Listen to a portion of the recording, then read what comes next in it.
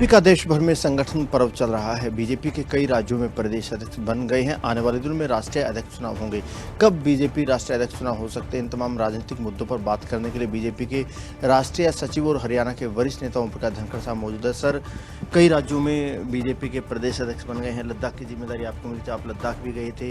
अगर ओवरऑल देखें, कितने राज्यों में बीजेपी के प्रदेश अध्यक्ष बन चुके और जो बीजेपी राष्ट्रीय अध्यक्ष चुनाव होना है उसका जो एक क्राइटेरिया होता है, क्या वो कंप्लीट हो गया और कब तक राष्ट्रीय अध्यक्ष चुनाव हो सकता है? देखिए, राष्ट्रीय अध्यक्ष के चुनाव की तिथि तो राष्ट्रीय चुनाव अधिकारी जिस दिन भी तय करेंगे तभी हो जाएगा। एक वो उसका कैलेंडर रहता है नॉमिनेशन होने का और जो है पोलिंग होने का, तो उनकी तिथि रखते ही वो एक तरह से शुरू हो जाएगा। वो उनकी ही अपनी उस पर है। जहाँ तक उसकी बात है तो आधे से अधिक राज्यों का 23 राज्यों का चुनाव हो गया है, 23 राज्यों यूनियन टेरिटरी का। तो मुझे लगता नहीं कि अब उसमें किसी प्रकार की और राज्य बढ़े तो अच्छी बात है, वो भी कभी भी बढ़ सकते हैं, क्योंकि 2 दिन का ही समय लगता है, एक दिन नॉमिनेशन और एक दिन जो है उसका परिणाम अनाउंस होना।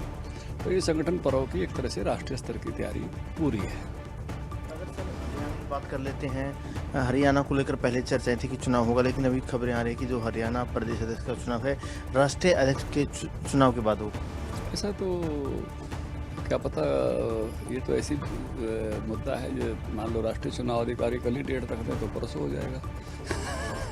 तो इसलिए इसमें कोई, क्योंकि हरियाणा पूरी तरह से जिलों के चुनाव हो चुके हैं और प्रांतीय परिषद के सदस्य चुने जा चुके हैं, तो उसके बाद कोई ऐसा नहीं बचता है कि करना चाहें तो वो पहले भी कर सकते हैं। तो इसलिए अभी राष्ट्रीय अध्यक्ष की तिथि तय होने तक ये कहना कि वो बाद में जाएगा, मुझे लगता है कि जल्दी है। वो तो उनकी इच्छा पर है, संगठनात्मक चुनाव जिन पर दायित्व पर है कि वो किसकी तिथि कब।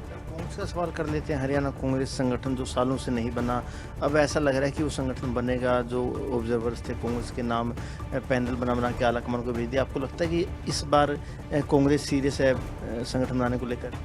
देखिए, कांग्रेस के बारे में जो बात आप कर रहे हो, अब जब मैं अध्यक्ष था तब भी वो अभी बनेगा तो नज़ारा हम भी देखेंगे। तो इसलिए एक तो उनकी जो एक अध्यक्ष का शायद पूरा ही कार्यकाल पूरा निकल गया जिसमें संगठन बना ही नहीं। उससे पहले वाले भी 2 अध्यक्षों का कार्यकाल ऐसे निकल गया, 3 अध्यक्षों का, मतलब एक अध्यक्ष को तो हमने लठिया के उतरते हुए देखा और फिर एक अध्यक्ष को हमने बिना बॉडी के करते हुए देखा, अब दूसरा अध्यक्ष भी हमने बिना बॉडी के करते हुए देखा। तो ऐसे में क्या कहें, अगले अध्यक्ष के लिए शुभकामनाएं दे सकते हैं। तो कब करेंगे? और उनके यहाँ एक अलग तरह की कठिनाई है, जिस कठिनाई का वो करना कुछ और चाहते हैं, वो हैं कुछ और जब तक वो इस रास्ते पर चलेंगे मुझे लगता है कि उनके समाधान नहीं है। मेरी बात से कांग्रेस समझ जाए तो शायद उसका कुछ भला हो जाए।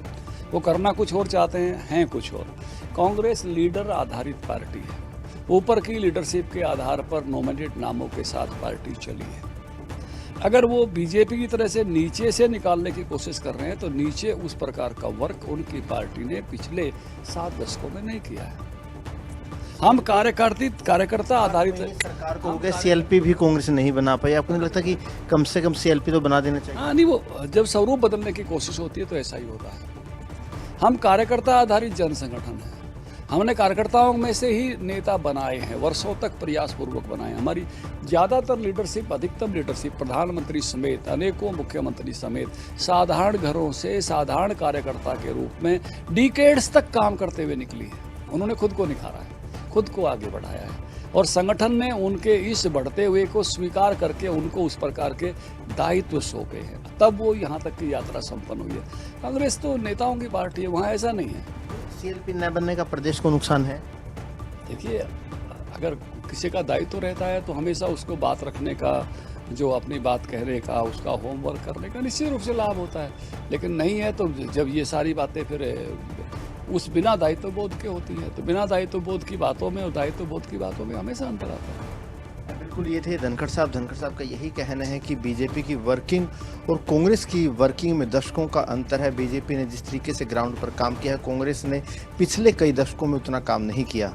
कैमरामैन जस्सी के साथ अनिल मोर, खबरें तक, पंचकुला।